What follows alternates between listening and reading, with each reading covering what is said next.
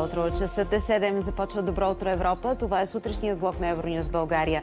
Аз съм Ани Балджиян. В следващите 2 часа и половина ще видите повече проблеми или устойчиви решения носи реорганизацията на движението по булевардите Патриарх Евтимий и Витоша. Двете гледни точки изблъскваме. Иван Таков от БСП за България и Андрей Зографски от Спаси София. Какъв ще бъде изборът на Северна Македония за президент и парламент и как ще се реши българският въпрос, анализира Андрей Врабчев от фондация Татковина.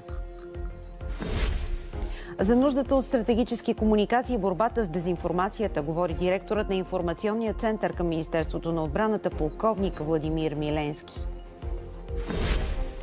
Сезонът на алергиите, възможни усложнения, какви са причините за засилване на симптомите и как ефективно да ги преборим, съветва професор доктор Мария Стаевска. А сега е ред на новините.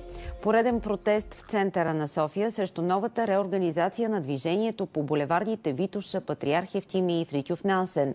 Живеещите в района недоволстват, че няма къде да паркират, че промените ще доведат само до задръствания и в без това натовареният от към трафик район и питат защо никой не потърси мнението им и не се вслуша в гласа им преди да се реализира проект.